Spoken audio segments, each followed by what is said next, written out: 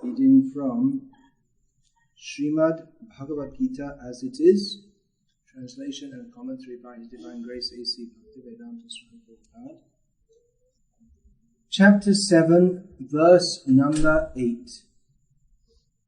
Translation: O son of Kunti, I am the taste of water, the light of the sun and the moon, the syllable Om in the Vedic mantras.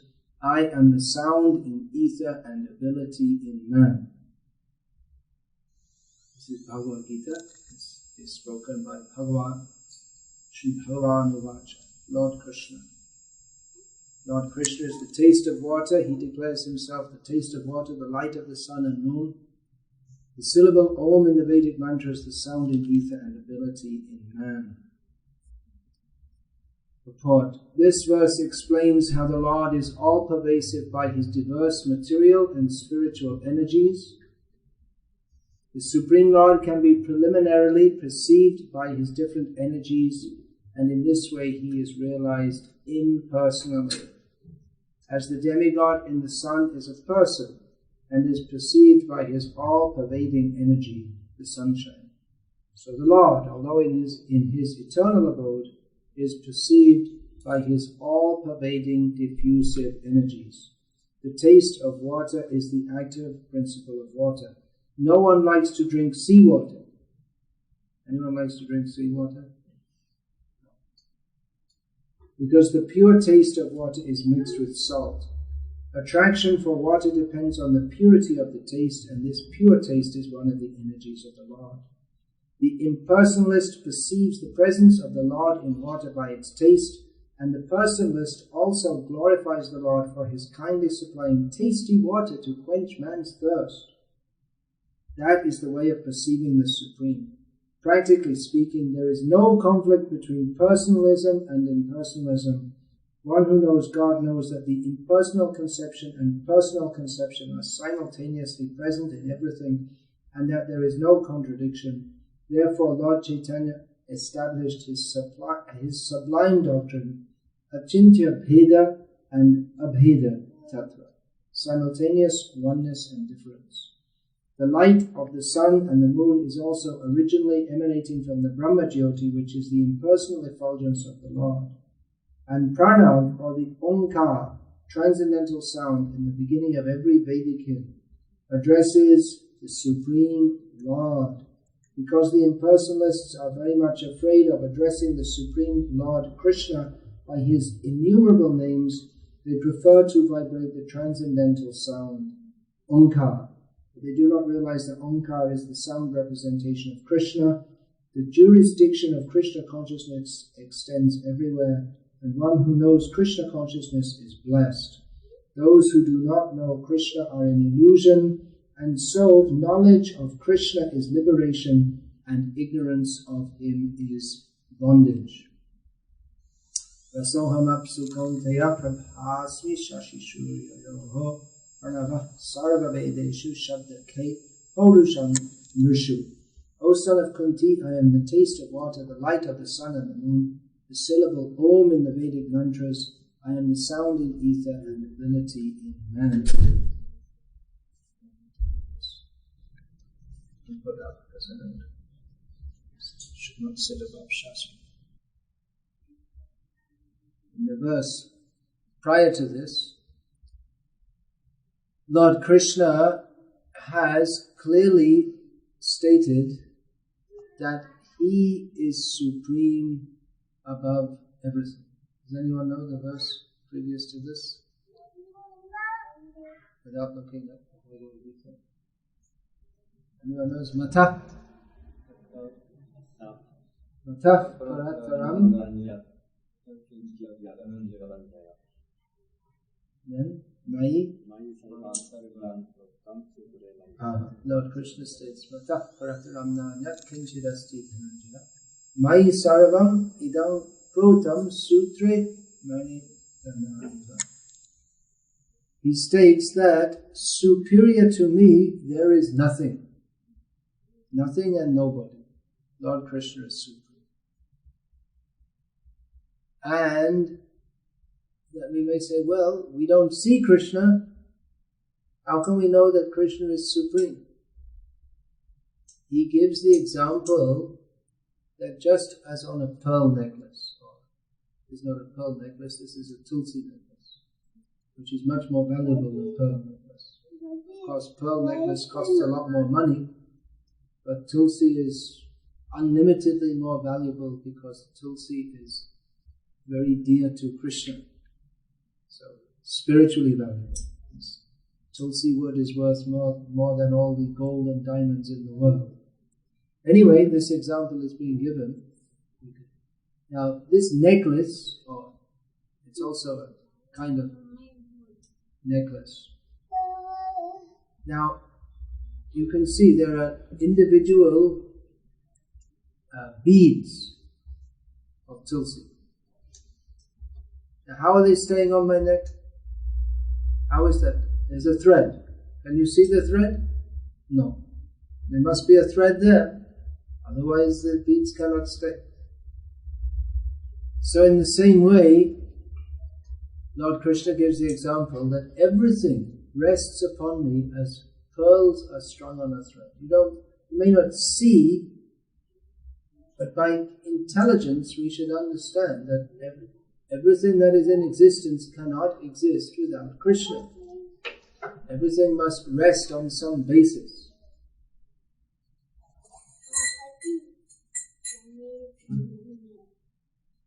The wind is blowing. The wind is also a representation of Krishna. Krishna is giving some examples in this verse we just read today. Rasoham apsu kaunteya. You may say, I don't see Krishna, but then we should think, when we drink the taste of water, that taste is Krishna. And this means that the taste of water is not supreme. Krishna says, I am supreme. But just as the pearls are strung on a thread, we should know that nothing can exist. Krishna, in other words, Krishna is the sustaining principle of everything. That is how we can begin to see Krishna in this world. Now, the taste of water. Mostly nowadays, the taste of water you get from some bottle, so it tastes like plastic. Or you get through your tap filtered. That same water has been circulated through the sewage system innumerable times. So you're actually drinking purified toilet water. That's what it is. Toilet drain water. The leftovers from the chemical factories.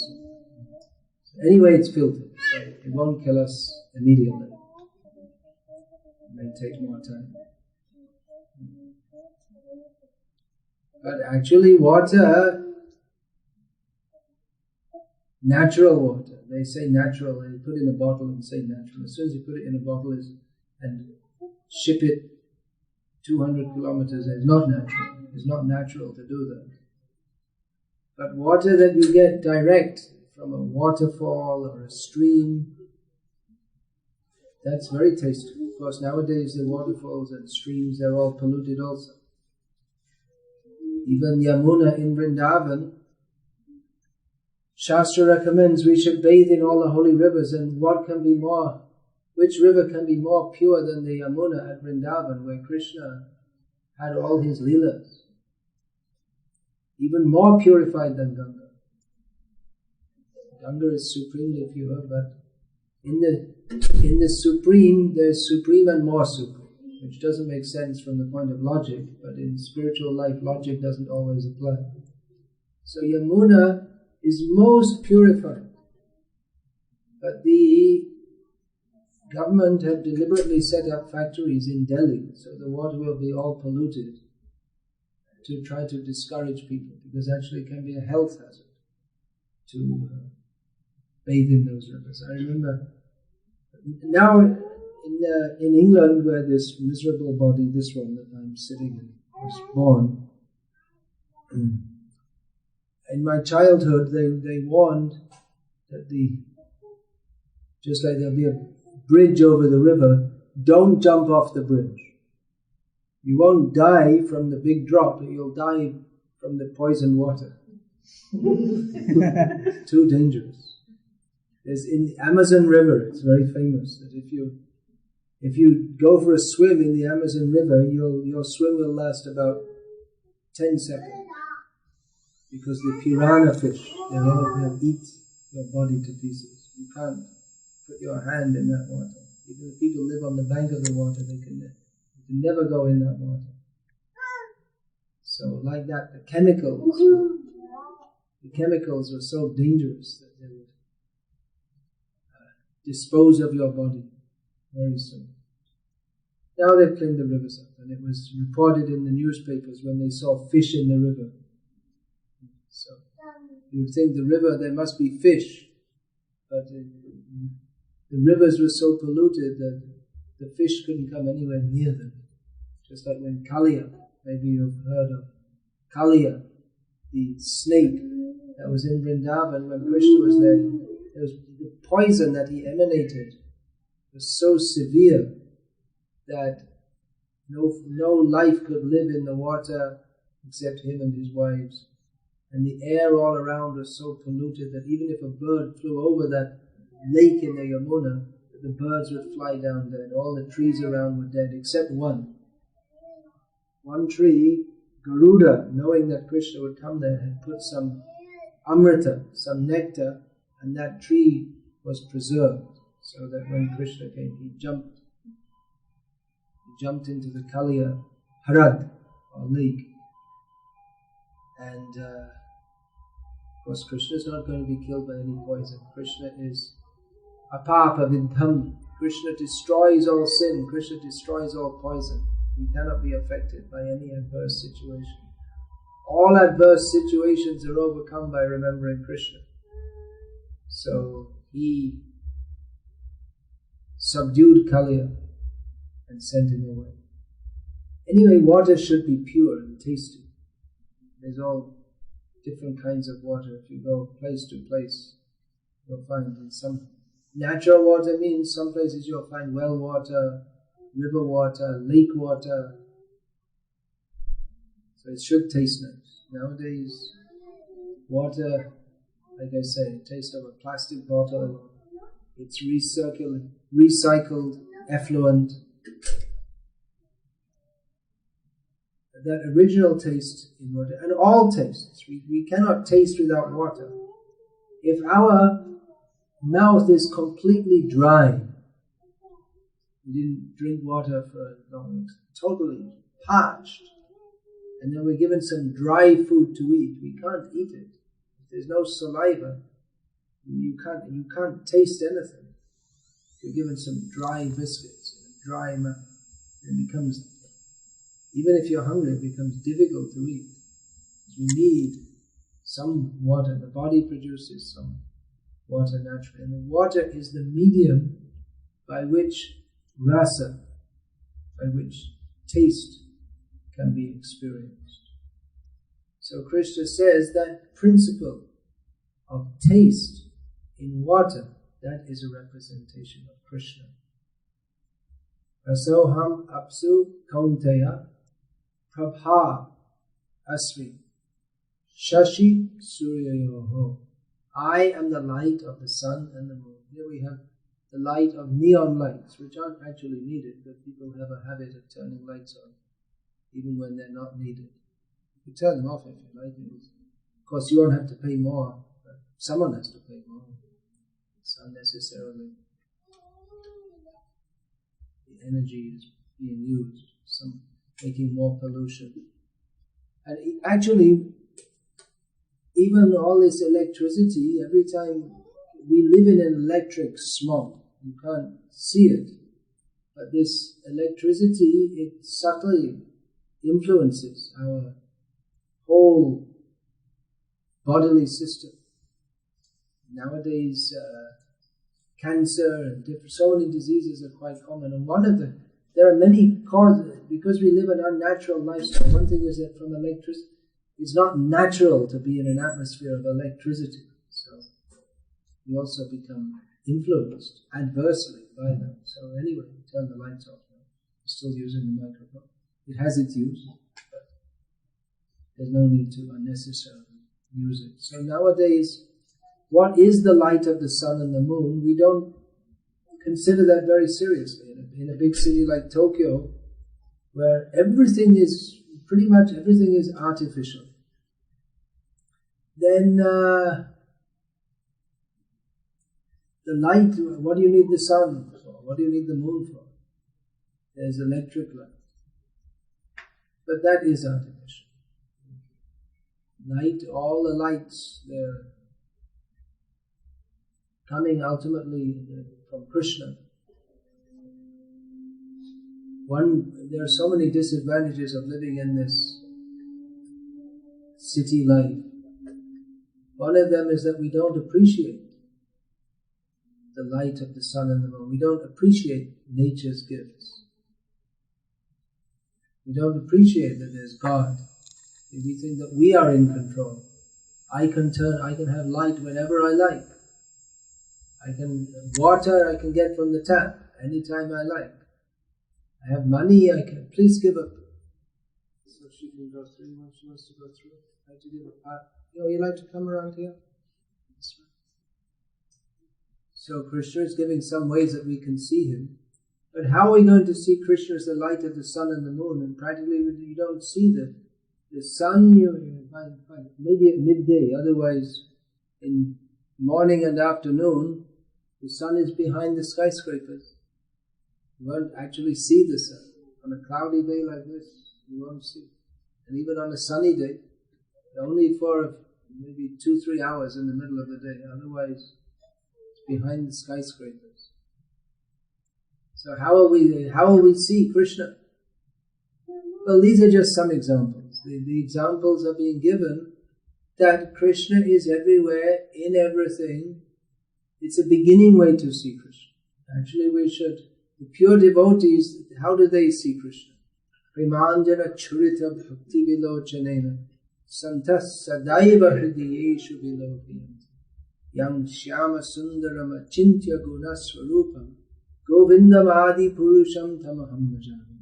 Knowing Krishna to be Govinda, he who is the giver of pleasure to the land, the cows and the senses, and the earth, Govinda, understanding him to be the original person, the person that we should all worship. They see him always in their hearts. Those whose eyes are smeared with the salve of love, with the premanjana, this anjan, or just like this shurma, or kajal, put on the eyes. So those who apply, or those who have the eyes of love, they always see Krishna in their hearts. And how do they see him? In his original form, Govinda, Shyama Sundar, darkish, blackish form, exquisitely beautiful. How beautiful? Much more beautiful than all the Miss Japans ever put together. More beautiful than all the Bollywood film actresses. Their beauty is only a perverted reflection of the inconceivable transcendental beauty of Krishna, which never ends. That form of Krishna is Achintya Guna Swarupa. It is composed of, his whole form is imbued with inconceivable, wonderful qualities, which we can hardly begin to imagine as long as we are in this perverted material existence, being covered with kam, krodh, lobh, moha, mada, matsarya, lust, greed, anger, envy, illusion, and madness. These block us from seeing Krishna. Otherwise, the propensity of every jiva, of every living being, is to love Krishna, to always be with Krishna. But we have forgotten Krishna. This is our unfortunate situation. Therefore, Krishna is giving us a way by which we can begin to see him. We can begin to see him philosophically and appreciate Just like we can't see the thread. Maybe when you see there's a little bit of thread, I can feel it, I can't see it. You see the thread, you just pull this aside of it. Otherwise, we can philosophically or intelligently understand that for these beads to remain on my neck, there must be a thread. It's only logical to presume that there's a thread. If I told you, there's no need to tell you that they're held together by a thread. I'm just pointing it out for the sake of showing the example. But if I was to tell you that actually the beads are staying on my neck by mantra only, that I said some mantra and they're all staying on my neck, you might believe me, but you're more likely to doubt, isn't it? But if I tell that it's on a thread, you say, oh, of course, it's obvious. When we see beads like this strung on someone's neck, then we don't really think about it. But we just, even unconsciously, we just presume that there must be some thread. It's obvious. So Krishna is saying that it should be as obvious that He is behind the cosmic manifestation as it's obvious that there's a thread behind the beads. It should be, people say, is there God? Prove that there's God. It's like someone saying, well, prove that the beads are strung together, held together by a thread. Well, you can't see it, but you have to understand it by intelligence. You could cut the beads, but then they wouldn't be hanging on the thread anymore. Of course, the whole cosmic manifestation is much more complex.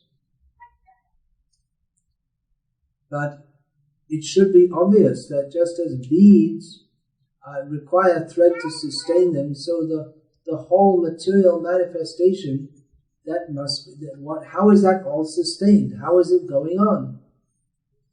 There must be some principle behind it all. There must be some meaning. What is the meaning? Krishna is the meaning.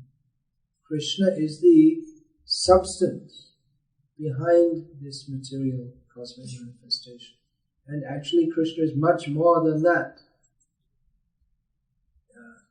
In this material world, we tend to think of God as He is the creator, maintainer, destroyer. There's the Trimurti in Hinduism. Brahma, Vishnu, Mahesh. Creator, maintainer, and destroyer. Behind them all is Krishna, the Supreme Personality of Godhead. But these functions, creation, maintenance, destruction, they're performed by Lord Brahma, who by Rajagun, or the mode of passion, creates the material world. Vishnu, by Sattvagun, the mode of goodness, maintains the material world. And Mahesh, Lord Shiva, manifesting Tamagun, he destroys. So these activities of creation are in Rajas, in maintenance in Sattva, and destruction, Tamas. But Lord Vishnu or Krishna is transcendental to the modes of material nature, even though he maintains the material cosmos through the activities, through the medium of Sattva Guna. He's transcendent. Otherwise, if he was under the influence of Sattva Guna, which is a material propensity, then he wouldn't be Bhagavan. He is the controller. Etad Ishanam Ishasya Prakritisto Pitad Guna. Even though Lord Krishna appears in this material world, he's not part of this material world. The very meaning of him being God, or the controller, is that he is not under the influence of the modes of material nature, the three qualities, Sattva Guna, Rajagun, and Tamagun. So, Lord Krishna is not of this world, then we may think, well then ultimately he has no, if he's not of this world then he's spiritual and then there's no form, nothing. Often people think that the Supreme, this, because we see this material world, everything here is destructible, everything is full of misery, as Lord Krishna states in the Bhagavad Gita. The nature of this material world is dukkha-layamashashvatam.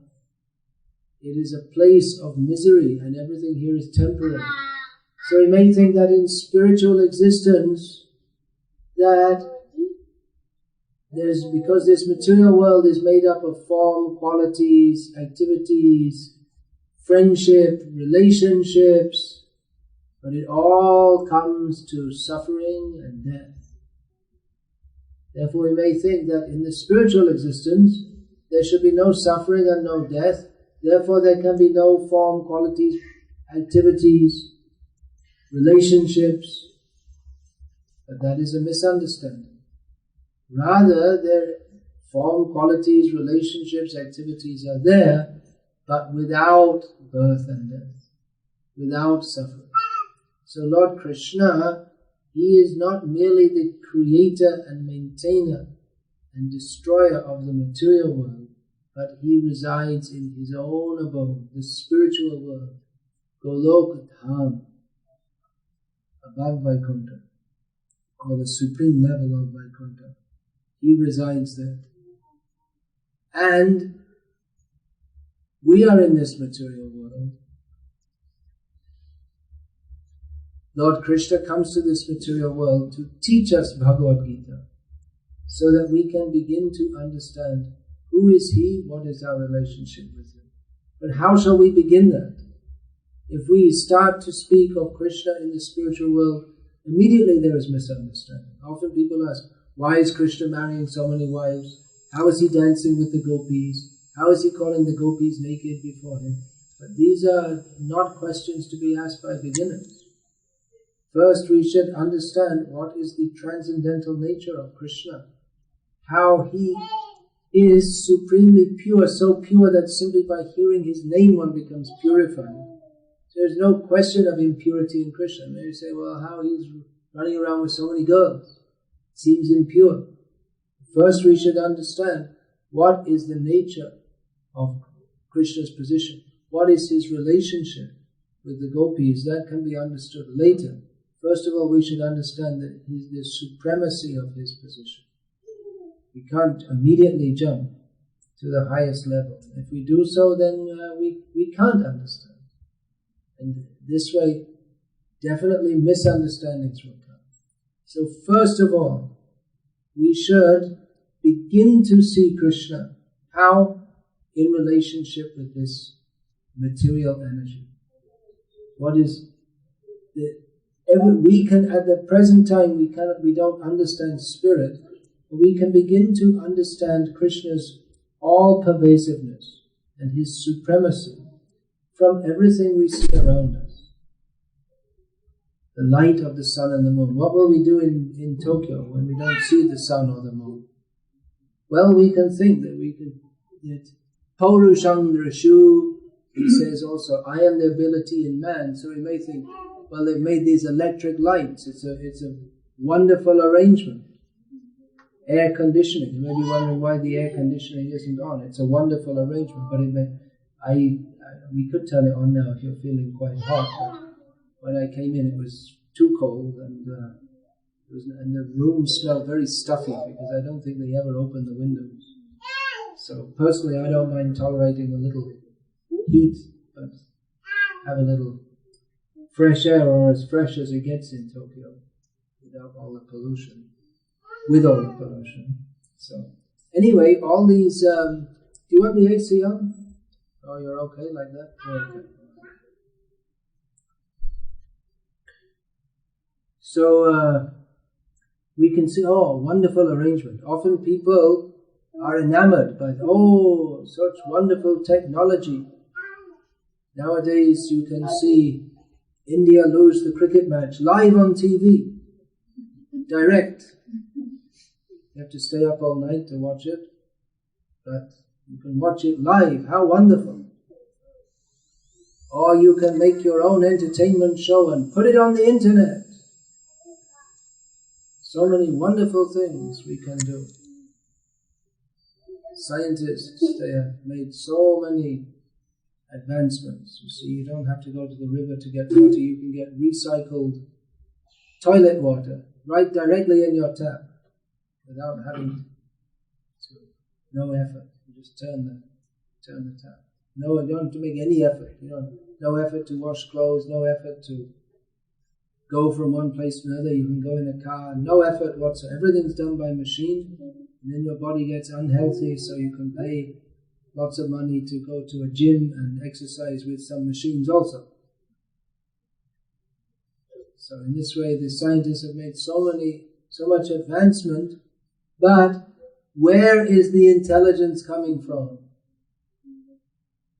That Lord Krishna. Well, Paurusham Rishu, the ability in man, that Buddhiya Buddhimatamasmi, here in the next verse, he says that I am the intelligence of the intelligence. Paurusham, the ability in man, just like this particularly means if we see some big strong man, what do they call those wrestlers? What's it called? Sumo. Nowadays in India we think of sumo as a car. Maruti means Hanuman, and that's also become a car. Satyam means the truth, and it's become some IT company or this, using all the words differently. Sumo wrestler. So, one sumo wrestler, I think all of us together couldn't fight with one sumo wrestler. It'd be pretty tough. Pretty strong fellows.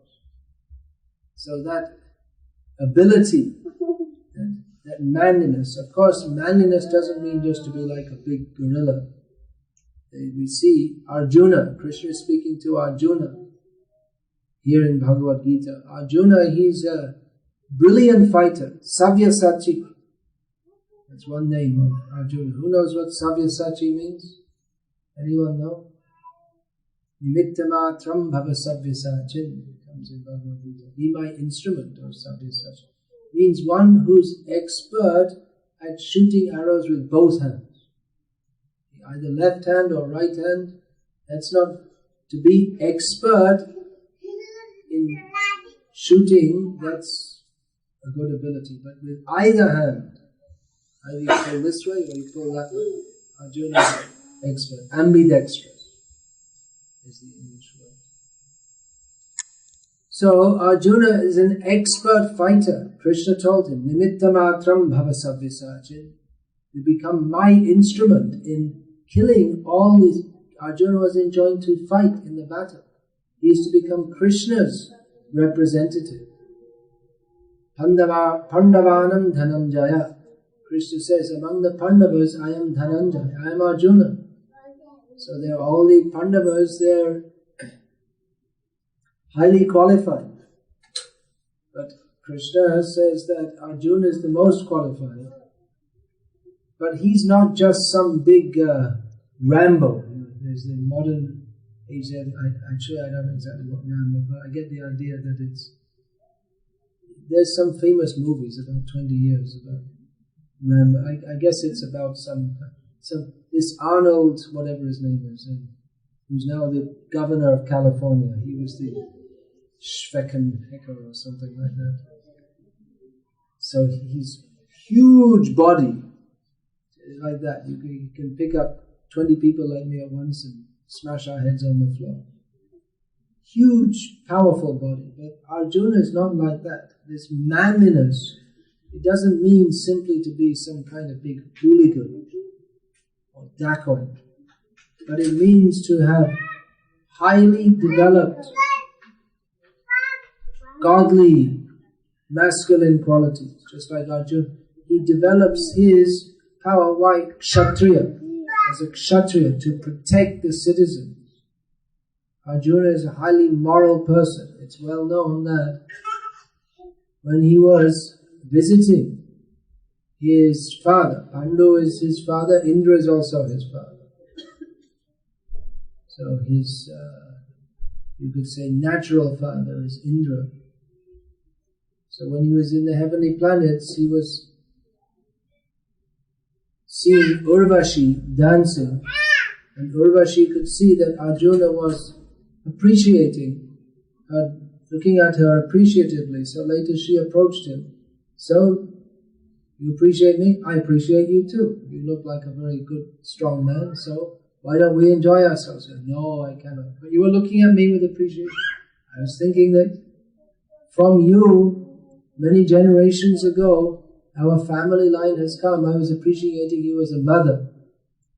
So I cannot, even though she's so beautiful, but he was thinking, no, I appreciate you as a mother. I cannot approach you. So then she cursed him that you don't want to enjoy with me, you don't want to show your manliness with me, then I curse you to become a non-man, a eunuch, naipungsa. So for 1 year he had to become Brihannala. He was just like a eunuch, teaching dancing.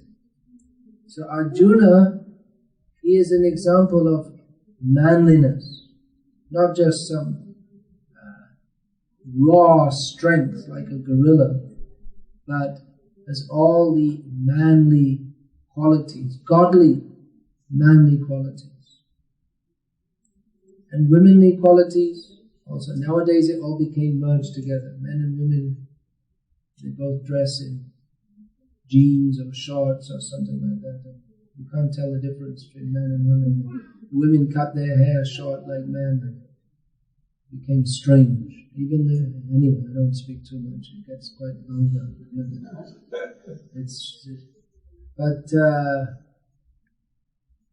In Vedic culture, men like Arjuna are praised for his manliness. And then men also like great rishis for their spiritual advancement.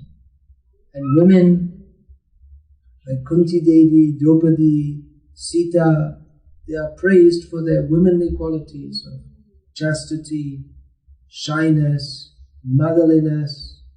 Even Mandodari is praised because she was always telling Ravana that don't be such a rascal. She was giving him good advice, but he didn't want to listen.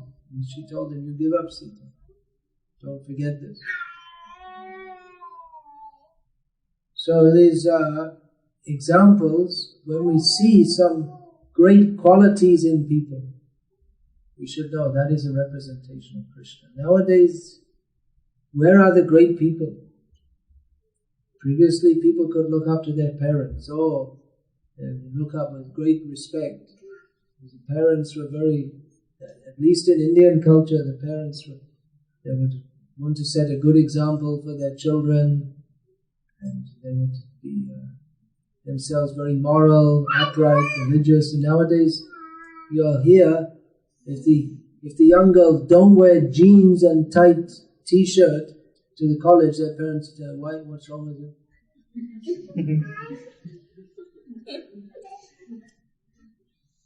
They wonder how will the children look up to their parents? How will they respect their parents if the parents are not respectable? If they don't set any good example? If their parents are drunkards and smoking and always shouting, and how will they be respected? If the parents don't have any time for the children to teach them dharma, then how will the children respect? They won't respect. And then in old age they'll ship them off to some old age home and forget them and wait for them to die. That's all. But this Paurusham Nrishu, this ability in man, respectability, that previously that was there. The children would proudly look up to their parents, grandparents, that everyone would know the names of the dynasty up to Brahma and be proud that I've come from such a nice dynasty. Now I should maintain that family tradition. In Japan also, they would trace their dynasty back to Surya. They trace their descent from Surya Dev. Now all that's gone. Now what culture is there? You see the Japanese are all reading comic books. Nonsense. What is this comic? Nonsense. Instead of India also, people are watching TV, all rubbish. Instead of studying Bhagavad Gita, Srimad Bhagavatam, Mahabharata, Ramayana, all rubbish, stupid TV shows. People are spoiling their lives. They don't know what is the valuable things that is given in Shastra.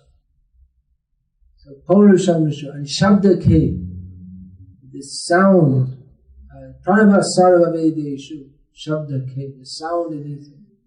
The sound, Pranav. Krishna is giving these examples, how you can recognize me. Krishna is the Omkar in the Vedic mantras, but who will hear?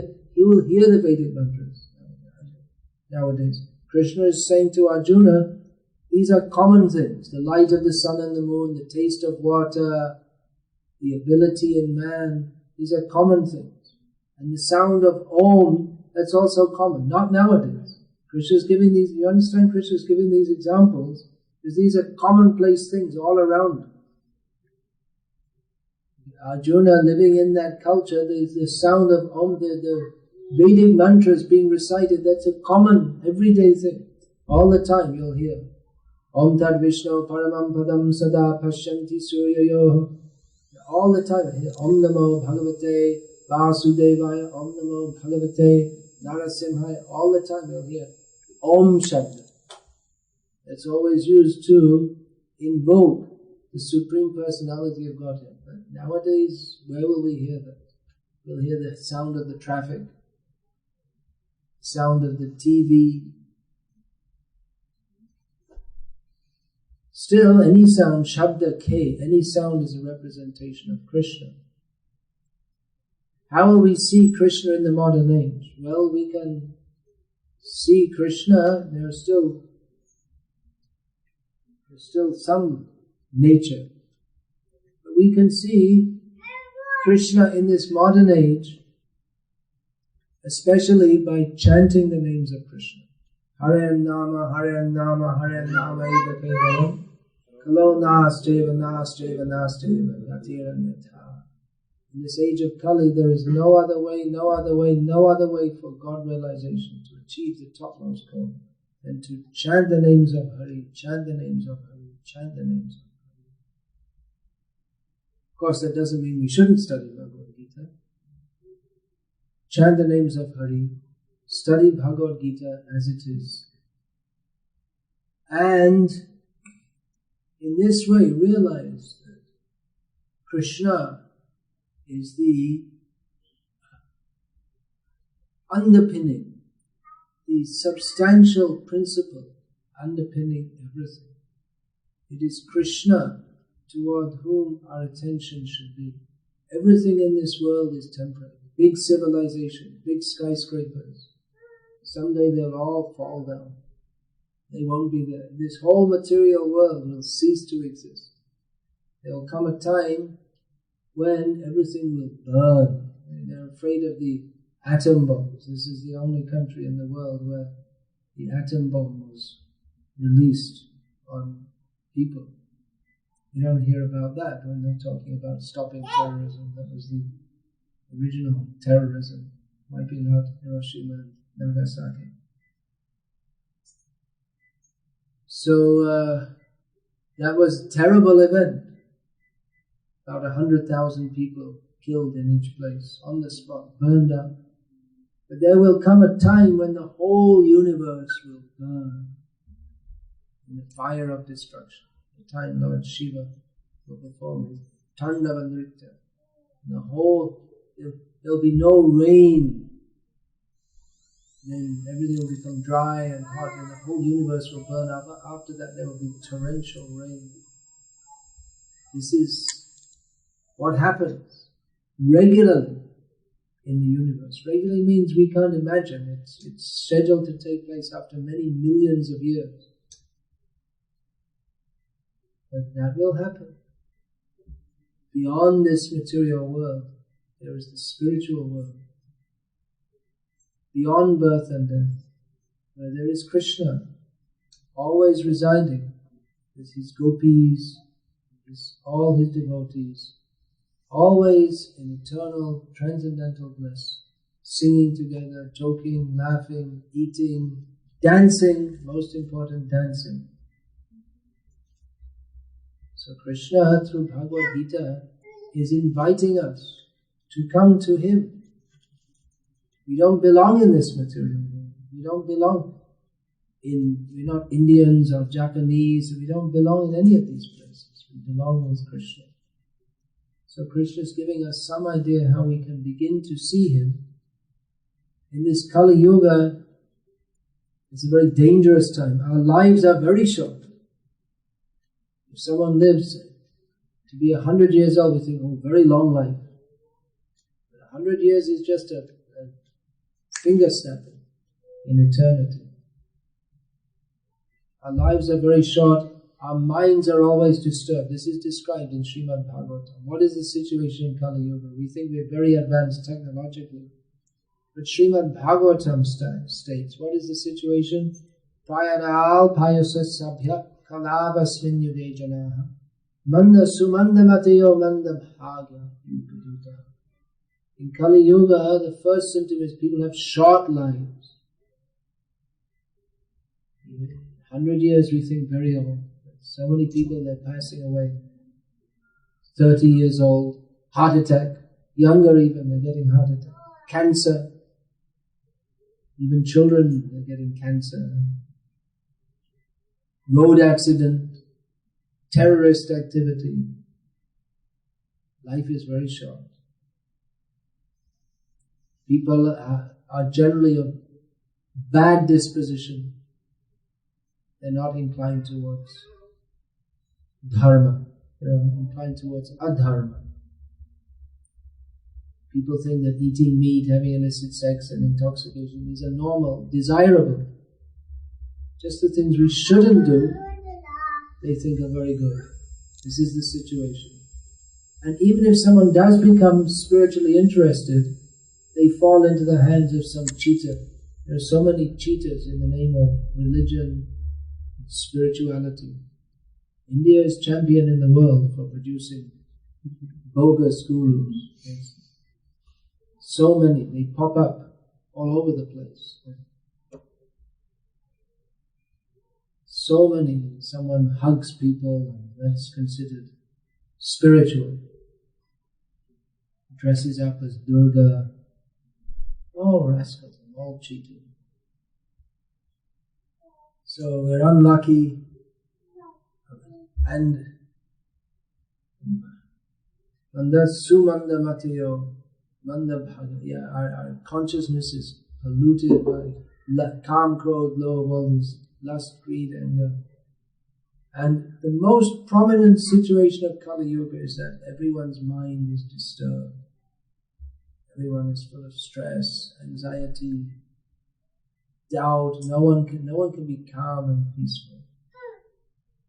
Unless one is calm and peaceful, it's difficult to even begin to think about God and the purpose of life. Everyone's just running around frantically all the time. And even when they get some free time, instead of relaxing, they become more frantic.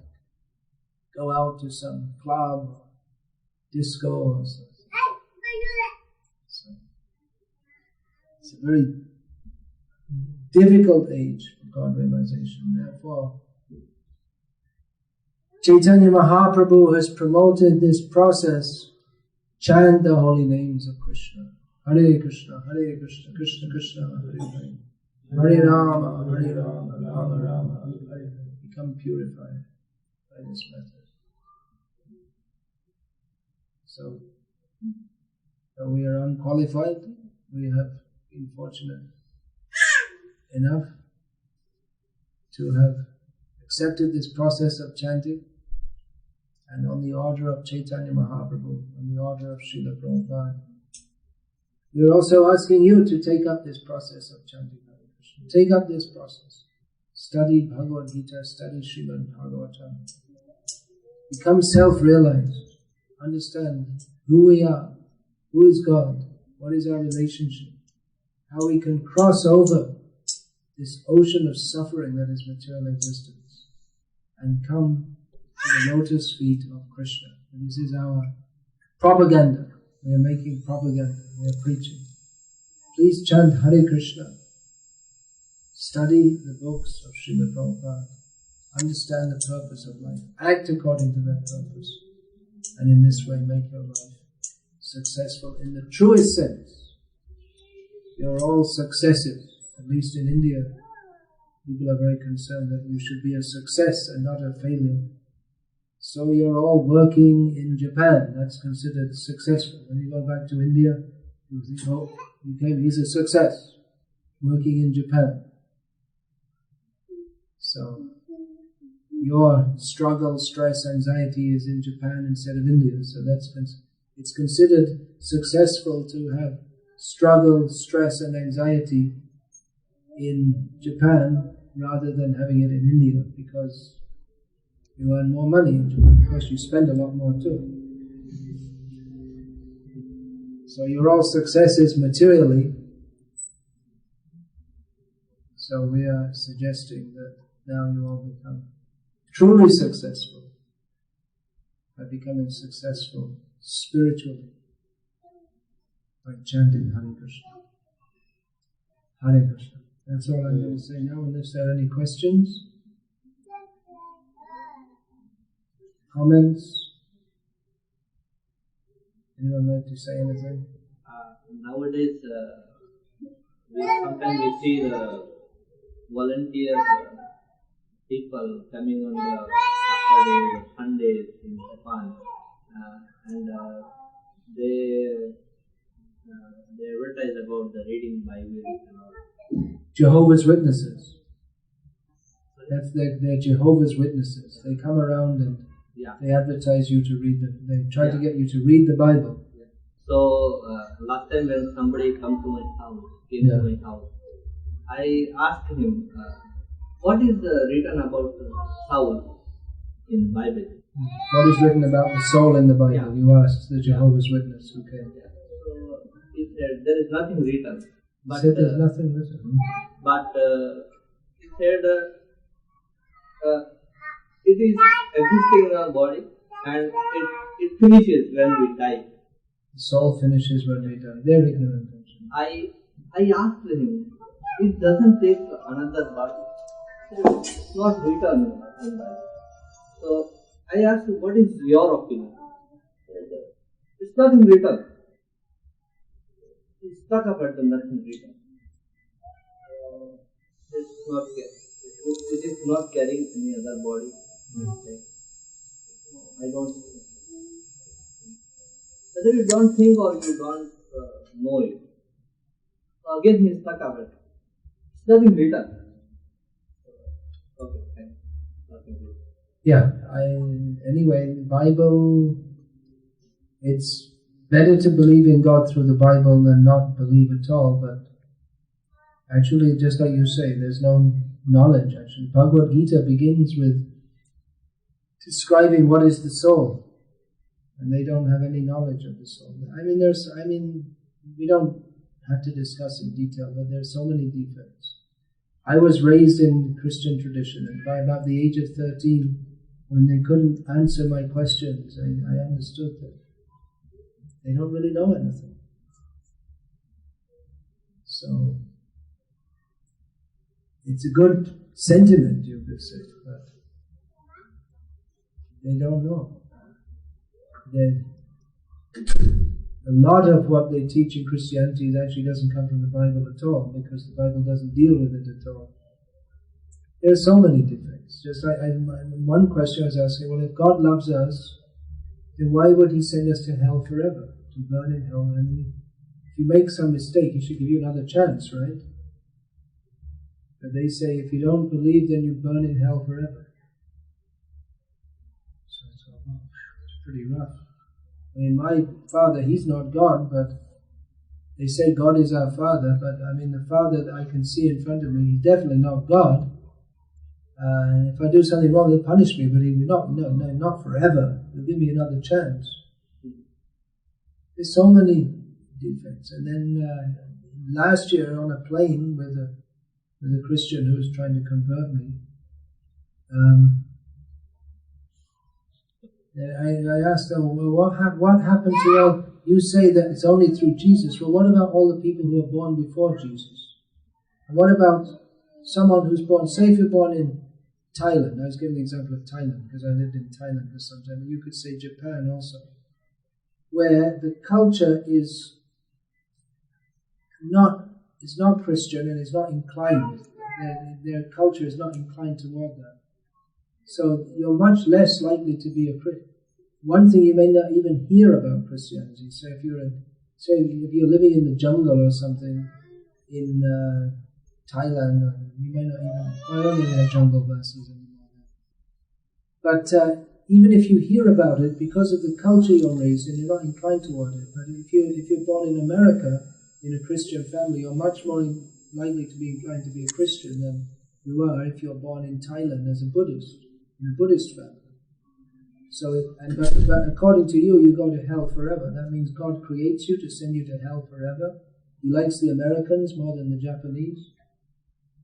And she didn't have any answer, actually. She says, oh, I'll look it up in my book. She was looking for about half. It shut her up, actually. Otherwise, she was trying to convert me. But she didn't have any answer. And she said, well, I don't know. It's not good theology. There's so many mistakes in it. So I wouldn't bother about it too much. It's just like you say, well, it's not in the book, and so I don't know. But if there is a book, Scripture means a book by which God communicates to us. So a book means that it's accepted that God is appealing to our intelligence, isn't it? So we should, Shastras to be understood with intelligence, not just blind faith. If it's not in the Bible, then there's no answer. That means that the Bible is incomplete.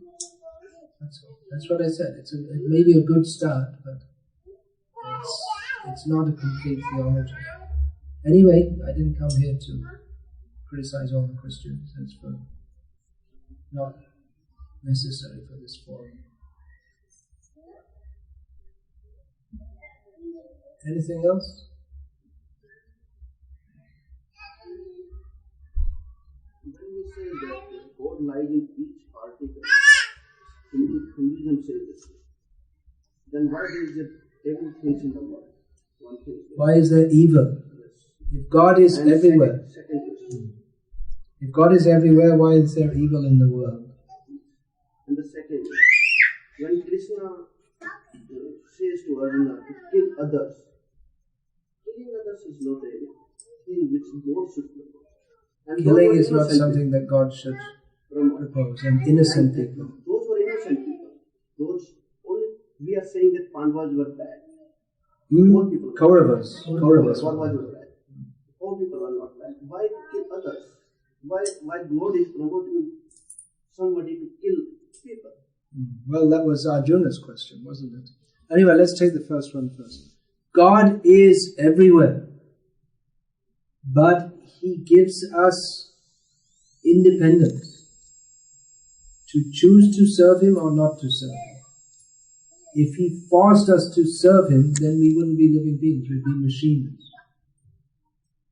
As Jivatma, as eternal spirit souls, our eternal natural position is to love Krishna. But love means choice. If God forces us to offer arati to Him, then there's no love. So love means we have the choice to serve Him or not to serve Him.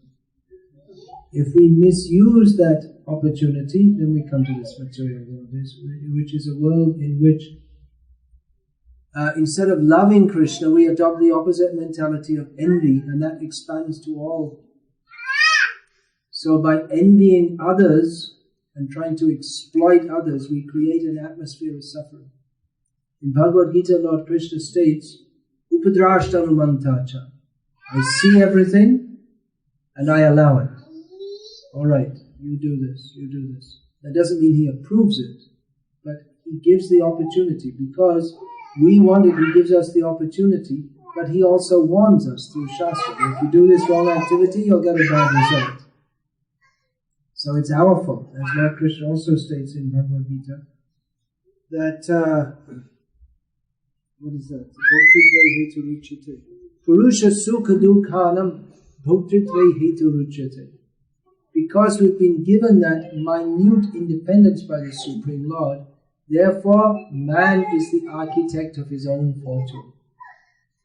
Purusha sukha dukhanam. The sukha and dukkha that we experience, bhoktitve hetu ruchyate. We are the hetu, we are the cause of that ourselves. You understand? You follow this? Now why should God tell anyone to kill? Well, that was Arjuna's dilemma. Why should I kill? Then you didn't study Bhagavad Gita. Or you didn't come to the same conclusion that Arjuna and all the acharyas came to.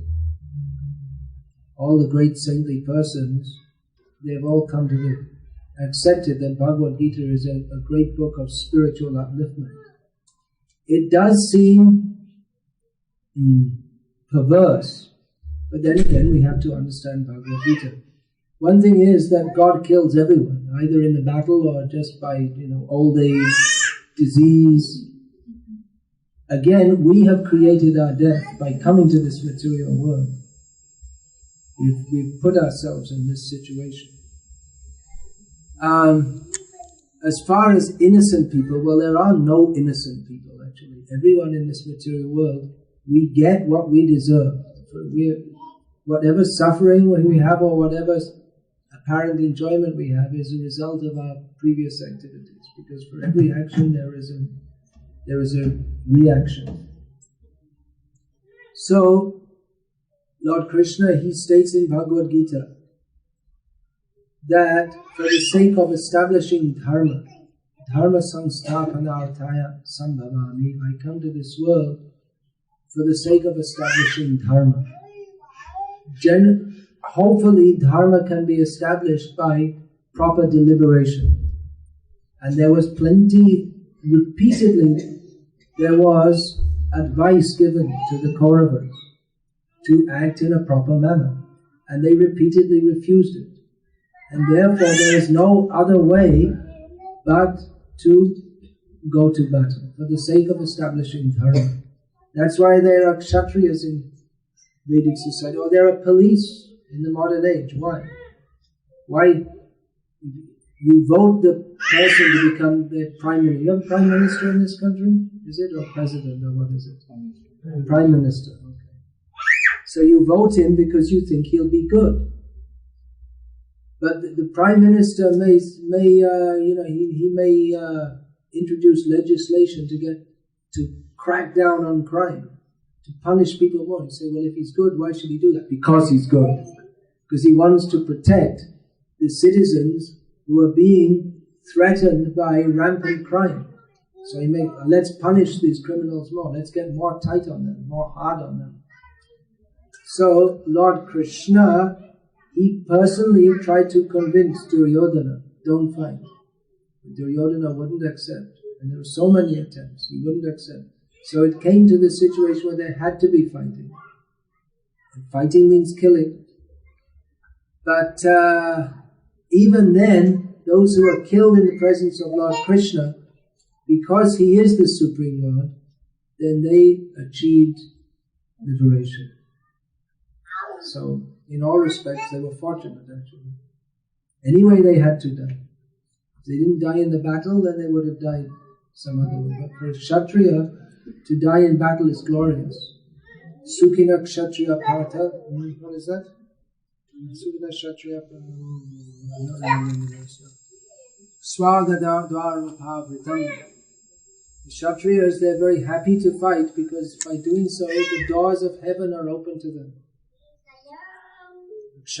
One who's killed in battle, well, if he's fighting for dharma, then automatically he goes to heaven, which is otherwise achieved by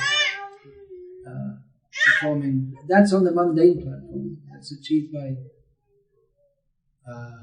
performing many pious activities. But a Kshatriya who dies fighting for the right cause, he achieves very great results. So all these different arguments are given there in Bhagavad Gita. Arjuna ultimately accepted it. So you please also accept it. But you have to understand, Arjuna, he took the time and trouble to listen to Krishna, and he asked Krishna many questions, and eventually he understood. So you may also have to study Bhagavad Gita more to understand all this. But if we can justify killing, then we can justify anything. No, that's not necessarily. That's not necessarily true. Just like the police, they arrest the criminal, they throw him into prison. Well, they may say, well, if you can justify that, then you can justify throwing just citizens into prison also. No, that it's only for certain persons under certain circumstances that is necessary. Then you're advocating anarchy, in which there's no control, no force. But that harsh treatment of criminals is required. That doesn't mean that good citizens should be harshly treated. So that it has to be applied discriminatingly.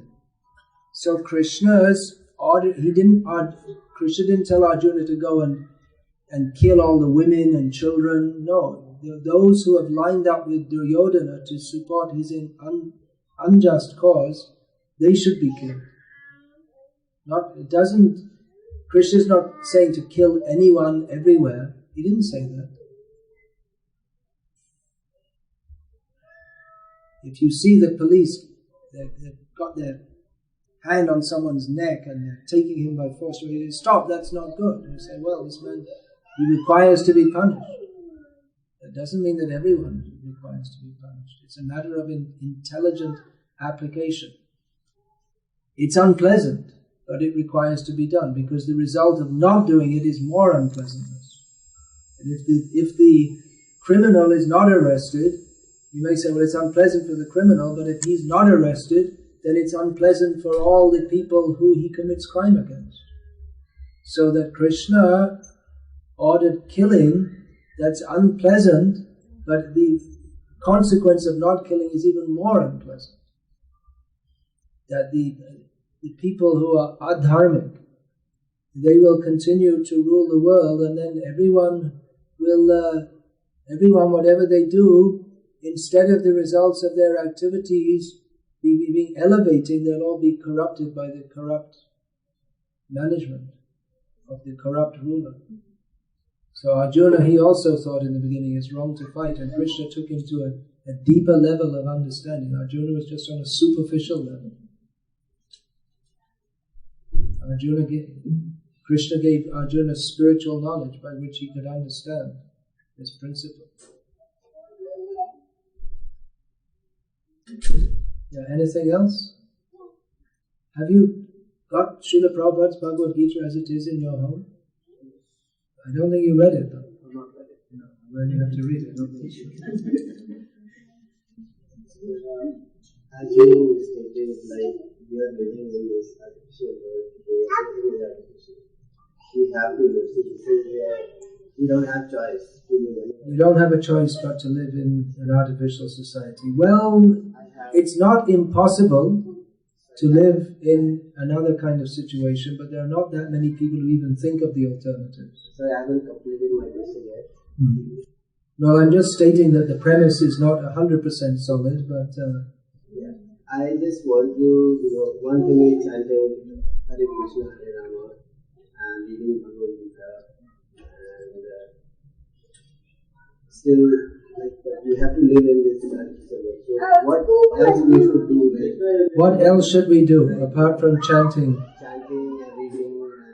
I'll give this book a beginner's guide. I've written several books. One of them is called A Beginner's Guide to Krishna Consciousness, which tells you, it gives an outline of all the things you can do while living in the modern world to become spiritually advanced.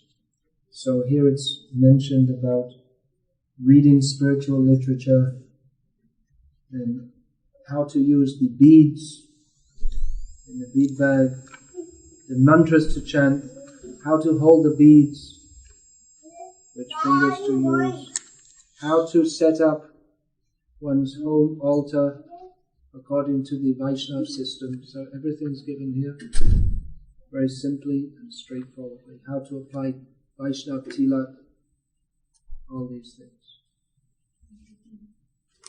So this will help you. And there are many books by Srila Prabhupada and his disciples. I recommend you read them.